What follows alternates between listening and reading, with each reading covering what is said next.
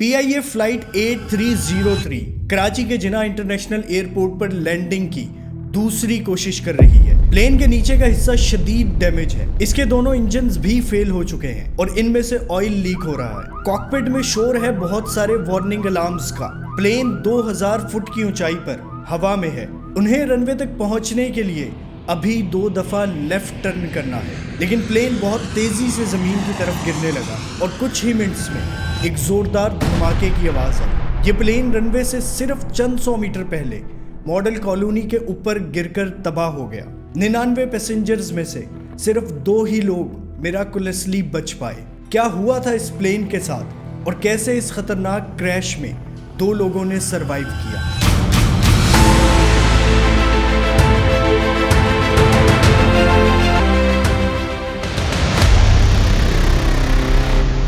22 मई 2020 अल्लामा Iqbal international airport Lahore. तकरीबन दोपहर के 1 बजे PIA की फ्लाइट 8303 टेक ऑफ की तैयारी कर रही है। कोविड लॉकडाउन की वजह से सारी फ्लाइट्स बंद थी। तकरीबन 2 महीने बाद पाकिस्तान की ये पहली डोमेस्टिक फ्लाइट है। इसके लिए जो प्लेन इस्तेमाल किया जा रहा है वो एयरबस A320 है, जो पिछले 16 साल में कई फ्लाइट्स पूरी कर चुकी है।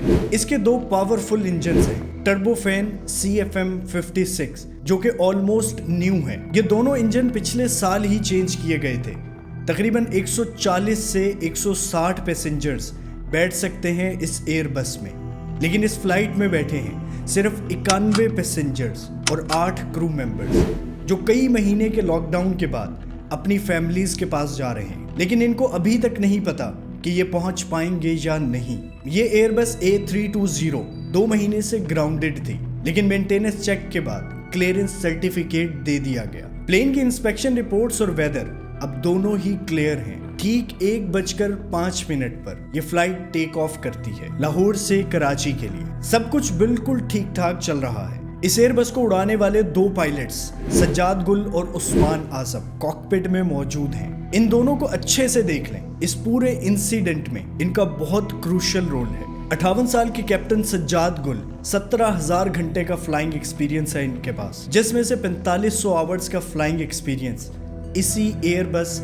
A320 का है। ये आज सिर्फ इस फ्लाइट को मॉनिटर कर रहे हैं। उन्होंने 1996 में PIA को ज्वाइन किया था और 2015 में कैप्टन बने।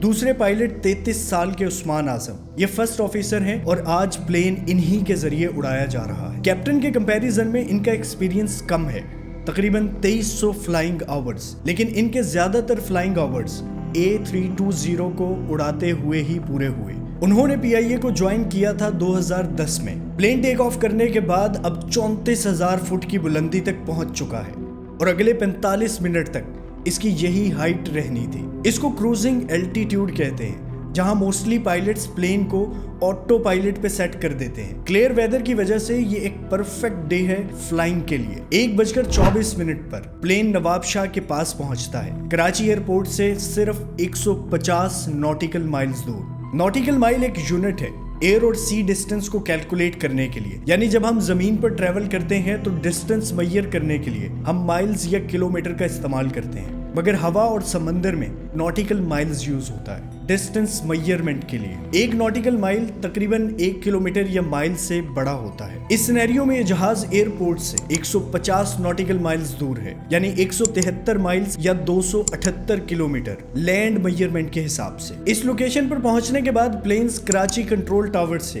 कनेक्ट होकर अपना रूट कंफर्म करते हैं कि उन्हें यहाँ से कराची के लिए कौन सा रूट लेना चाहिए। नवाब शाह से कराची तक 3 रूट्स जाते हैं। सबसे पहला रूट नवाब शाह 2A।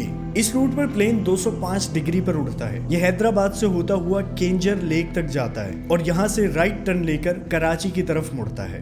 दूसरा रूट है नवाब शाह 2B का। ये सीधा कराची एयरपोर्ट की तरफ जाता है, लेकिन कराची से 28 किलोमीटर पहले यानी 15 नॉटिकल माइल्स दूर प्लेन लेफ्ट टर्न करके मकली की तरफ जाता है और इस छोटे से शहर के ऊपर पहुंचने के बाद प्लेन को कराची एयरपोर्ट के लिए राइट टर्न लेना होता है। तीसरा रूट है नवाबशाह 1C या 1 चार्ली। ये रूट सीधा मकली की तरफ जाता है और यहाँ से राइट टर्न लेकर कराची एयरपोर्ट पर लैंडिंग की तैयारी करता है। कराची आने वाले सारे प्लेन्स मकली से एयरपोर्ट की तरफ जाते हैं, लेकिन यहाँ एक इम्पोर्टेंट इंस्ट्रक्शन जिसे हर हाल में फॉलो करना होता है वो है प्लेन का एल्टीट्यूड, जो कि इस पॉइंट पर 7000 होना चाहिए और ये अचानक से नहीं हो सकता। आपने अक्सर एयरपोर्ट के करीब एक बड़े से टावर पर रेड लाइट को ब्लिंक करते हुए देखा होगा। इसे बीकन कहते हैं, जिससे डायरेक्शन में हेल्प मिलती है। नॉर्मली प्लेन्स नवाबशाह बीकन से मकली के दरमियान आहिस्ता आहिस्ता एल्टीट्यूड कम करते हैं और 34,000 से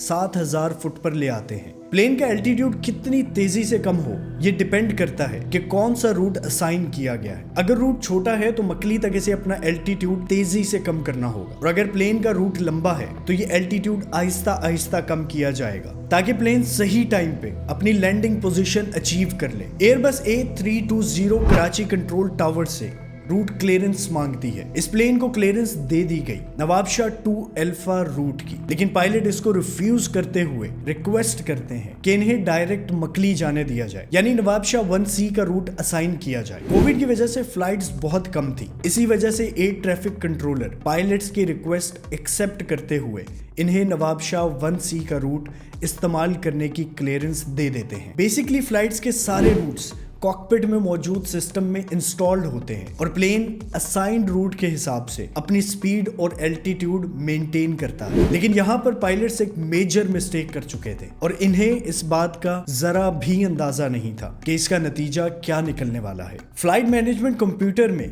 नवाबशाह 2A का रूट सेव था और प्लेन अपना एल्टीट्यूड 1000 फुट पर मिनट के हिसाब से कम कर रहा था। इस रूट से आने वाले प्लेन मकली और इससे 4 नॉटिकल माइल्स दूर एक जगह 7 वे पॉइंट के गिर्द एक गोल चक्कर लगाते हैं ताकि स्पीड और एल्टीट्यूड मेंटेन किया जा सके, जिससे प्लेन 7000 से 3000 फुट के एल्टीट्यूड पे आने के बाद रनवे पे उतरना शुरू करता है। फ्लाइट मैनेजमेंट कंप्यूटर में इसे होल्डिंग पैटर्न कहते हैं, जो कि ऑटो पायलट पर फर्स्ट ऑफिसर ने सेव कर दिया था। लेकिन इस फ्लाइट का नया रूट अब नवाबशाह 1C था, जो कि शॉर्ट रूट है और प्लेन का एल्टीट्यूड तेजी से कम होना था। इस रूट पर होल्डिंग पैटर्न यूज नहीं किया जाता। जहाज को 34,000 से आहिस्ता आहिस्ता 3000 फुट के एल्टीट्यूड पे आना होता है। लेकिन अगर किसी वजह से जहाज का एल्टीट्यूड 3000 फुट से ज्यादा है तो वो किसी भी रूट से आ रहा हो, इसे फिर भी होल्डिंग पैटर्न का इस्तेमाल करना पड़ेगा। जब ATC ने पायलट्स को इस रूट की क्लियरेंस दी तो फर्स्ट ऑफिसर ने फ्लाइट मैनेजमेंट कंप्यूटर में डायरेक्ट रूट यानी नवाबशाह 1C चेंज तो कर दिया था, मगर होल्डिंग पैटर्न रिमूव नहीं किया था। अब ये जहाज फ्लाई कर रहा था नवाबशाह 1C वाले डायरेक्ट रूट पे, लेकिन इंस्ट्रक्शंस फॉलो की जा रही थी नवाबशाह 2A वाले रूट की, जिसका नतीजा ये निकला कि मकली पहुंचने पर प्लेन का एल्टीट्यूड 10,000 फुट था, जो कि रिक्वायर्ड एल्टीट्यूड से 3000 फुट ज्यादा है। होल्डिंग पैटर्न न हटाने की वजह से फ्लाइट मैनेजमेंट कंप्यूटर को लगा कि जहाज ने अभी 30 नॉटिकल माइल्स और उड़ना है। कराची ATC ने पायलट्स को बताया कि आपका एल्टीट्यूड ज्यादा है, इस हाइट के साथ लैंड करना मुश्किल होगा, तो आप मकली के ऊपर एक गोल चक्कर लगा लें, जिससे रिक्वायर्ड एल्टीट्यूड बहुत आसानी से अचीव किया जा सकता है। लेकिन इस दफा भी पायलट्स ATC को ये कहकर रिफ्यूज कर देते हैं कि वो मैनेज करके लैंड कर लेंगे, इन्हें कोई एडिशनल चक्कर लगाने की जरूरत नहीं है। पायलट्स प्लेन का एल्टीट्यूड तेजी से कम करने लगते हैं, तकरीबन 2400 फीट पर मिनट के हिसाब से, जिसकी वजह से प्लेन की नोज कुछ ज्यादा ही जमीन की तरफ झुक जाती है और इसकी स्पीड भी मजीद तेज होने लगी।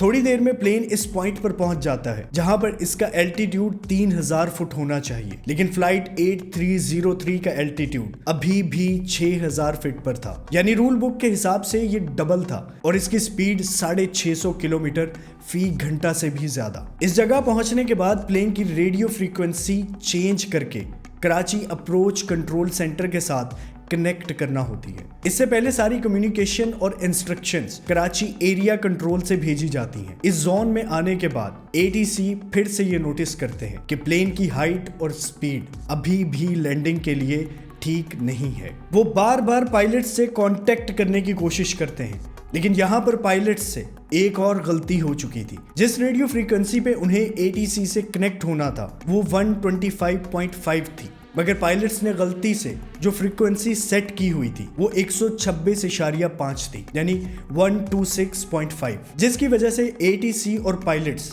आपस में कांटेक्ट नहीं कर पा रहे थे। यहाँ पर एक और नोट करने वाली चीज ये है कि कॉकपिट में बैठे पायलट्स, फर्स्ट ऑफिसर और कैप्टन दोनों को अपनी दूसरी गलती का भी एहसास नहीं होता। ATC ने मल्टीपल टाइम्स रेडियो फ्रीक्वेंसी पर मैसेज भेजा, लेकिन वो पायलट्स तक पहुंच ही नहीं पा रहा था। एयर ट्रैफिक कंट्रोलर्स इस चीज को समझ चुके थे और अब वो पायलट्स से बात करने के लिए इमरजेंसी फ्रीक्वेंसी का इस्तेमाल करते हैं। इसके साथ ही पायलट्स को बताया जाता है कि आप जिस स्पीड और एल्टीट्यूड पर फ्लाई कर रहे हैं वो लैंडिंग के लिए बहुत खतरनाक है, और उनको एक दफा दोबारा कहा गया कि वो होल्डिंग पैटर्न का इस्तेमाल करें और एक गोल चक्कर लगाकर अपनी स्पीड और एल्टीट्यूड कम कर लें। लेकिन पहले की तरह इस दफा भी पायलट्स ATC की बात नहीं मानते और प्लेन को लैंडिंग पोजीशन में लाने की तैयारी करने लगते हैं। ATC दोबारा पायलट्स को मैसेज देता है कि उन्हें बगैर चक्कर लगाए लैंडिंग नहीं करनी चाहिए, लेकिन कैप्टन की तरफ से कहा जाता है कि हम रनवे पर स्टेब्लिश हो चुके हैं, अब हम इसी एल्टीट्यूड और स्पीड के साथ लैंड करेंगे। इसके फौरन बाद कैप्टन की नजर फ्लाइट मैनेजमेंट कंप्यूटर पर पड़ी और उस वक्त उन्हें ये एहसास होता है कि वो कितनी खतरनाक गलतियां कर चुके हैं। प्लेन 1C के रूट पर उड़ रहा था और इस पर होल्डिंग पैटर्न यूज करने की इंस्ट्रक्शंस FMC में सेव थी, जो कि नॉर्मली 2A का रूट इस्तेमाल करने वाले प्लेन्स के लिए होती हैं। कैप्टन फौरन चिल्लाकर फर्स्ट ऑफिसर को कहते हैं कि होल्ड खत्म किया जाए। इससे पहले प्लेन को फर्स्ट ऑफिसर उड़ा रहे थे और यहाँ कैप्टन की रिस्पॉन्सिबिलिटी थी कि इन सारी चीजों को चेक किया जाता। कैप्टन यहाँ से प्लेन का कंट्रोल फर्स्ट ऑफिसर से वापस लेते हैं और प्लेन से होल्डिंग पैटर्न भी रिमूव कर दिया जाता है, मगर अब बहुत देर हो चुकी थी। लेकिन कैप्टन को अभी भी लग रहा था कि कंट्रोल उनके पास आने से सब ठीक हो जाएगा। प्लेन लैंडिंग के लिए रनवे की तरफ तेजी से बढ़ने लगा। रूल बुक के हिसाब से ये बहुत खतरनाक स्पीड और हाइट है, मगर कैप्टन चाहते हैं कि वो प्लेन को इसी तरह लैंड करें। कॉकपिट में बजने वाले बहुत सारे अलार्म्स और वार्निंग्स को कैप्टन इग्नोर कर देते हैं। जैसे ही प्लेन रनवे के और करीब आया, एक और अलार्म कॉकपिट में बजने लगा। ये वार्निंग थी कि प्लेन का लैंडिंग गियर नहीं खोला गया, यानी पैसेंजर से भरी एक एयर बस को लैंड किया जा रहा है, लेकिन कैप्टन को आइडिया ही नहीं है कि इसके लैंडिंग गियर नहीं खोले गए। कॉकपिट में मल्टीपल अलार्म्स बज रहे थे। फर्स्ट ऑफिसर की तरफ से कैप्टन को कहा जाता है कि सर हमें एक ऑर्बिट ले लेना चाहिए जिससे हम स्पीड और एल्टीट्यूड मेंटेन कर लेंगे, लेकिन कैप्टन की तरफ से फर्स्ट ऑफिसर की इस सजेशन को भी इसी तरह से रिफ्यूज किया गया जैसे वो पहले ATC की सजेशंस को कर चुके थे। रनवे बिल्कुल सामने था और प्लेन तेजी से आगे बढ़ रहा था। इतने सारे अलार्म्स और वार्निंग्स के बावजूद कैप्टन ने रिवर्स थ्रस्ट एक्टिव करते हुए प्लेन को रनवे पर उतार दिया। कुछ ही सेकंड्स में कैप्टन को यह एहसास हुआ कि उन्होंने बगैर लैंडिंग गियर खोले ही जहाज को लैंड कर दिया है, जिसे बैले लैंडिंग कहते हैं। तकरीबन 15 से 16 सेकंड्स में प्लेन के दोनों इंजन्स रनवे पर 4-5 दफा टकराए। रगड़ की शिद्दत से इंजन से चिंगारियां निकलने लगी और जहाज के अंदर बैठे लोगों ने शदीद झटके महसूस किए। कैप्टन का कॉन्फिडेंस कंफ्यूजन में उस वक्त बदला जब प्लेन के इंजन से ऑयल लीक होने लगा और फर्स्ट ऑफिसर ने फौरन कैप्टन से कहा कि सर टेक ऑफ, जहाज को दोबारा ऊपर उड़ाया जाए। इस दफा कैप्टन ने फर्स्ट ऑफिसर की बात मानते हुए प्लेन को वापस हवा में उड़ा लिया। प्लेन एक दफा फिर टेक ऑफ कर चुका था, लेकिन रनवे पर रगड़ खाने की वजह से इसका एक इंजन फेल हो गया। अब प्लेन और इसमें बैठे 99 पैसेंजर्स सिर्फ इस एक इंजन के सहारे हवा में थे, लेकिन इसकी हालत भी कोई ज्यादा अच्छी नहीं थी। रनवे पर रगड़ खाने की वजह से इसमें से भी ऑयल लीक हो रहा था। कैप्टन प्लेन को दोबारा 3000 फुट की बुलंदी पर लेकर जाने की कोशिश करते हैं ताकि गोल चक्कर लगाकर दोबारा से लैंडिंग अटेम्प्ट की जाए। ये वही गो अराउंड था जिसका ATC बार बार कैप्टन को कह चुके थे। इसके अलावा फ्लाइट ऑफिसर ने भी कैप्टन को कहा था कि शायद उन्हें एक गोल चक्कर लगाकर स्पीड और एल्टीट्यूड को मेंटेन कर लेना चाहिए, लेकिन कैप्टन ने सबकी बातों को इग्नोर किया। अब गोल चक्कर लगाने के बाद कैप्टन जहाज को रनवे की तरफ मोड़ते हैं और एक दफा फिर लैंडिंग की तैयारी की जाती है। कंट्रोल टावर की तरफ से पायलट्स को बताया गया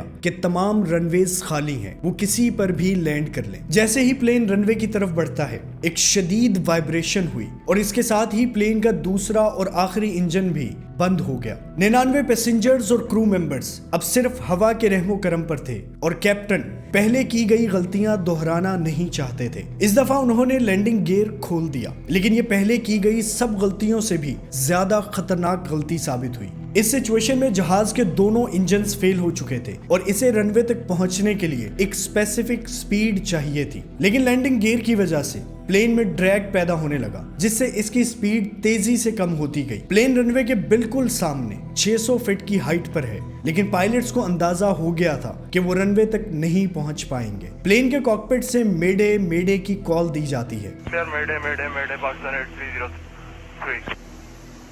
रनवे से 1350 मीटर दूर 2:45 पर PIA फ्लाइट 8303 एयरपोर्ट के करीब मौजूद मॉडल कॉलोनी के घरों के ऊपर गिरकर क्रैश कर गई। क्रैश पॉइंट से काले धुएं के बादल हवा में ऊपर उठने लगे। क्रू मेंबर्स समेत 99 पैसेंजर्स में से सिर्फ 2 ही लोग बच पाए। इसके अलावा बाकी सब मारे गए और जिन घरों के ऊपर ये प्लेन गिरा था वहां सिर्फ एक बंदे की जान गई। इमरजेंसी सर्विसेज फौरन पहुंच गईं, लेकिन इस इलाके की गलियां बहुत तंग थीं, जिसकी वजह से रेस्क्यू मिशन में बहुत मुश्किलात का सामना करना पड़ा। अब डिस्कस करते हैं इन फैक्टर्स को जिनकी वजह से ये क्रैश हुआ और कौन सी ऐसी चीजें थीं जो अगर वक्त पर कर ली जाती तो फॉर श्योर प्लेन को सेफली लैंड किया जा सकता था। प्लेन का ब्लैक बॉक्स रिकवर करने के बाद इन्वेस्टिगेशन की गई। इस क्रैश की वजह कैप्टन सज्जाद गुल और ATC दोनों ही थे। सबसे पहले बात करते हैं कैप्टन सज्जाद गुल की। इनका पूरा करियर ही कंट्रोवर्शियल रहा है। सारे पायलट्स को एक साइकोलॉजिकल टेस्ट देना होता है जिसे फ्लाइट असेसमेंट टेस्ट कहते हैं। इस इंसिडेंट से 24 साल पहले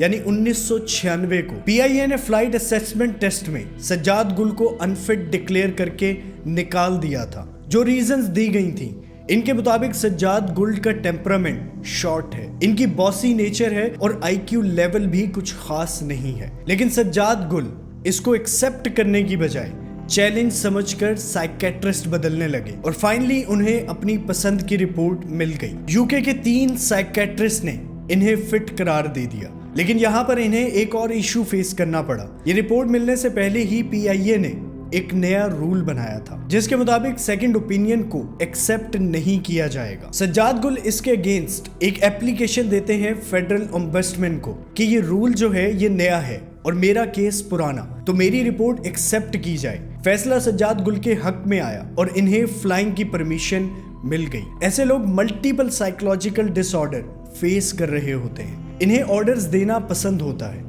और ये लगता है कि वो हर चीज को कंट्रोल कर सकते हैं, जबकि ऐसा होता नहीं है। कैप्टन सज्जाद गुल के अगेंस्ट इससे पहले भी कई कंप्लेंट्स मौजूद थीं, ओवर स्पीडिंग और अनबैलेंस्ड लैंडिंग की, जो कि रेड फ्लैग्स थे, लेकिन PIA ने मुसलसल इसे इग्नोर किया।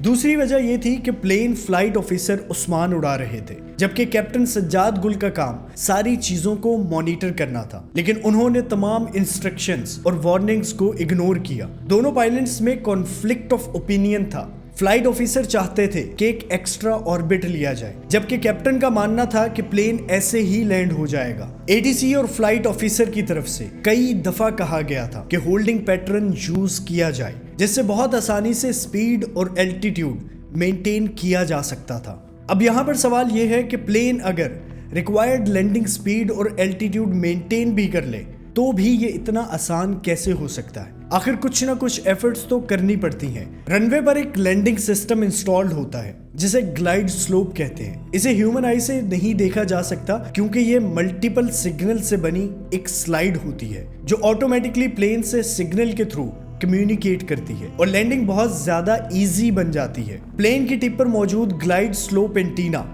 जो एयरपोर्ट के ट्रांसमीटर के सिग्नल कैच करता है, इस एंटीना के जरिए प्लेन ग्लाइड स्लोप के कांटेक्ट में आता है और इसके बाद ऑटोमेटिकली लैंडिंग स्मूथ और सिंपल हो जाती है। लेकिन प्लेन ग्लाइड स्लोप के कांटेक्ट में आए इसके लिए जरूरी है कि 7 वे पॉइंट के बाद प्लेन का एल्टीट्यूड 3000 फुट होना चाहिए। अगर ऐसा नहीं है तो ये ग्लाइड स्लोप भी कोई मदद नहीं कर सकती और पायलट्स के लिए लैंडिंग बहुत ज्यादा कॉम्प्लिकेटेड हो सकती है। तीसरा पॉइंट ये कि जब कैप्टन को अपनी गलती का एहसास हुआ कि फ्लाइट मैनेजमेंट कंप्यूटर में होल्डिंग पैटर्न लगा हुआ है, तो उसको हटाने के बाद फ्लाइट ऑफिसर ने उनसे पूछा कि क्या हमें एक और ऑर्बिट लेना चाहिए। तो यहाँ कैप्टन ने उनको फौरन मना कर दिया और कहा कि ATC को सिर्फ इतना कहो कि हम लैंड कर लेंगे। इसके साथ ब्लैक बॉक्स में मौजूद उनकी रिकॉर्डिंग जिसमें वो कहते हैं कि देखना जब हम लैंड करेंगे तो ये हैरान हो जाएंगे इसके अलावा यहाँ पर की गई एक और गलती, प्लेन से होल्ड रिमूव करने के बाद इसे ओपन डिसेंट पर सेट कर दिया गया, जिसका मतलब था कि जहाज अब बहुत तेजी से नीचे की तरफ आएगा और ये सिर्फ इसलिए किया जा रहा था ताकि लैंडिंग एल्टीट्यूड अचीव किया जा सके।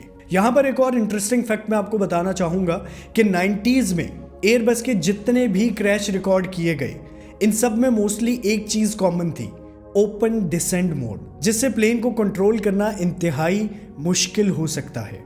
चौथे नंबर पर जब प्लेन को लैंड करने की फर्स्ट अटेम्प्ट की जा रही थी तो मल्टीपल वार्निंग्स की बीप सुनाई दे रही थी। इस तरह सिर्फ उन्हीं केसेस में होता है जब प्लेन में कोई मेजर फेलियर हो। माइनर इश्यूज में सिर्फ एक दफा बीप होती है।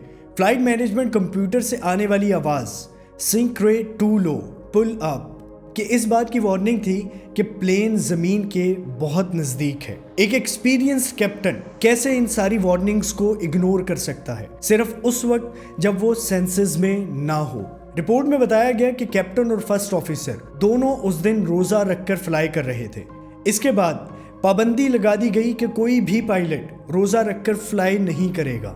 एटीसी पर जो एलिगेशन लगाया गया था वो ये था कि प्लेन जब फर्स्ट टाइम लैंड कर रहा था बगैर लैंडिंग गियर खोले, तो ये एटीसी की रिस्पॉन्सिबिलिटी थी कि वो पायलट को फौरन इन्फॉर्म करते कि उनके लैंडिंग गियर्स बंद हैं। अगर उन्होंने ऐसा किया होता तो शायद प्लेन फर्स्ट अटेम्प्ट में ही सक्सेसफुल लैंडिंग कर जाता। कंट्रोल टावर में जो पर्सन मौजूद होता है वो अपनी आंख से देखकर प्लेन की पोजीशन और दूसरी चीज़ों को असेस कर रहा होता है, लेकिन इस केस में जो कंट्रोल टावर इस्तेमाल हुआ था वो तकरीबन 1935 का बना हुआ है और यहाँ विजिबिलिटी के इश्यूज हैं, जिसकी वजह से कंट्रोलर इस प्लेन को भी ठीक तरीके से नहीं देख पाए। एक्सपर्ट्स का कहना है कि जब प्लेन की बेले लैंडिंग की गई तो इसके बाद दोबारा उसको उड़ाना भी एक गलती थी। अगर इस हालत में लैंड किया जाता तो सिर्फ प्लेन डैमेज होता। 97 लोग अपनी जान से हाथ धो बैठे, लेकिन बचने वाले 2 लोग कौन थे? बिजनेस क्लास में बैठे बैंक ऑफ पंजाब के प्रेसिडेंट जफर मसूद, जिनकी सीट जहाज से निकलकर एक इमारत के 3rd फ्लोर पर गिरी और वहां से नीचे सड़क पर खड़ी एक गाड़ी पर। यही वजह थी कि इस हादसे से ये बच पाए। जब उन्हें रेस्क्यू किया गया तो वो बेहोश थे, लेकिन उनके फेस एक्सप्रेशन देखकर यह अंदाजा लगाया जा सकता था कि उन्होंने डेडलीस्ट सिचुएशन में सरवाइव किया। सेकंड सर्वाइवर जुबैर नाम का एक लड़का क्रैश होने के बाद भी ये प्लेन के पिछले हिस्से की सीट पर मौजूद था। जब उसे होश आया तो हर तरफ आग लगी हुई थी। जलते हुए जहाज से अपने सीट बेल्ट को खोला और बाहर छलांग लगाई। तो मैंने अपना सीट बेल्ट खोला है, मैंने इधर उधर देखा है तो एक जगह से रोशनी अंदर आती हुई दिखाई दे रही थी, तो मैं उसको फॉलो करता हुआ बाहर निकला हूँ विंग के ऊपर चलता हुआ, और 10 फीट की हाइट से जो है मैंने जंप लगा के बाहर किया। जब उसने लोगों को बताया कि वो प्लेन के अंदर मौजूद था तो कोई भी ये मानने को तैयार नहीं था। जहाँ 97 लोग अपनी जान से हाथ धो बैठे, मगर इनको सिर्फ चंद खराशें ही आई थीं। इस हादसे के बाद ऐसा कहा जाने लगा कि पीआईए के पायलट्स के पास फेक लाइसेंस हैं, लेकिन इन्वेस्टिगेशन के बाद ऐसा कुछ भी साबित नहीं हो सका। मगर इंटरनेशनल एयरलाइंस की तरफ से पीआईए पर काफ़ी सारी पाबंदियां ज़रूर लगाई गई हैं। इस केस में भी ऐसा नहीं है कि पायलट को जहाज उड़ाना नहीं आता था या उनको प्लेन और कॉकपिट में मौजूद सिस्टम्स का पता नहीं था। वजह सिर्फ कैप्टन का साइकोटिक बिहेवियर था, जो कि एयरलाइन की रिस्पॉन्सिबिलिटी है कि ऐसी चीज़ों को रेगुलर मॉनिटर किया जाए। क्या आपके ख्याल में यह हादसा मुकम्मल तौर पर पायलट की गलती थी या एयरलाइन की लापरवाही? नीचे कमेंट्स में ज़रूर लिखकर बताएं। अगर आपको ये वीडियो इन्फॉर्मेटिव लगी तो ऐसी ही रियल लाइफ इंसिडेंट्स पर मैंने काफ़ी सारी वीडियोस बनाई हैं। एक पूरी प्लेलिस्ट मौजूद है मिस्ट्री वीडियोस की, यहाँ क्लिक कर कर आप उसे देख सकते हैं, या फिर आप देख सकते हैं डीबी कूपर की वीडियो यहाँ क्लिक करके, जिसने प्लेन हाईजैक करने के बाद पैसे लिए और चलते जहाज से छलांग मारकर गायब हो गया। चैनल को सब्सक्राइब कीजिए और अपना ख्याल रखिए। अल्लाह हाफिज।